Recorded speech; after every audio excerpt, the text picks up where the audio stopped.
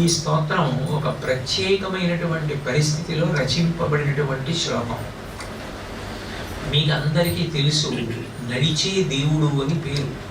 కంచి కామకోటి పీఠాధిపత్యం వహించిన మహాపురుషులు 68వ పీఠాధిపతి శ్రీ శ్రీ శ్రీ చంద్రశేఖరేంద్ర సరస్వతి మహాస్వామి వారికి. అటువంటి మహాపురుషుల దగ్గరికి ఒకప్పుడు కొంతమంది వెళ్ళి, వివాహం కానప్పుడు చాలా ఇబ్బందులు పడవలసి ఉంటుంది, గృహస్థాశ్రమం చాలా ప్రధానమైన ఆశ్రమం కదా, గృహస్థాశ్రమ ప్రవేశం చెయ్యాలి అని అనుకున్న వాళ్ళకి యోగ్యమైన సంబంధాలు రాకపోతే వాళ్ళు చాలా ఇబ్బందులు పడుతూ ఉంటారు.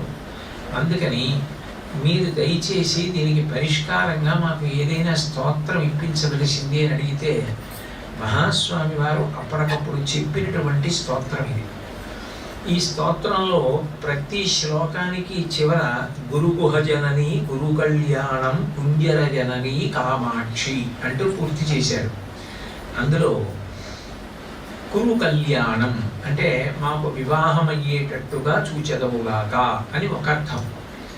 మనందరం వివాహాలు అయిపోయిన వాళ్ళమే కదండి, పిల్లలు పుట్టారు, మనవలు కూడా పుట్టేశారు కదా. ఇప్పుడు ఈ స్తోత్రం వల్ల మనకి ప్రయోజనం ఏమిటి అని అనుకోక్కర్లేదు. కురు కళ్యాణం అన్నప్పుడు కళ్యాణం అంటే కేవలం వివాహము అని మాత్రమే అర్థం కాదు.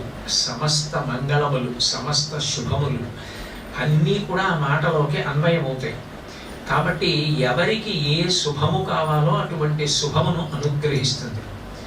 ఈ స్తోత్రం గురించి చెప్తూ స్వామివారే ఒకప్పుడు ఒక మాట చెప్పారు.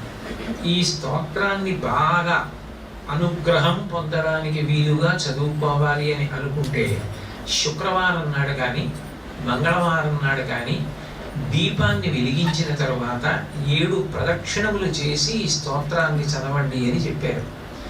కాబట్టి ఇది సాక్షాత్తుగా మహాస్వామి వారి నోటి వెంట వచ్చినటువంటి మాటలే కనుక ఆ దీపం వెలిగించడానికి, దీపానికి 7 ప్రదక్షిణాలు చేసిన తరువాత ఈ స్తోత్రం చదవడానికి ఎనలేని ప్రాముఖ్యత ఉంది. దాన్ని యథాతథంగా పెద్దలు ఎట్లా చెప్పారో అట్లాగే ఆచరించడానికి ప్రయత్నించాలి.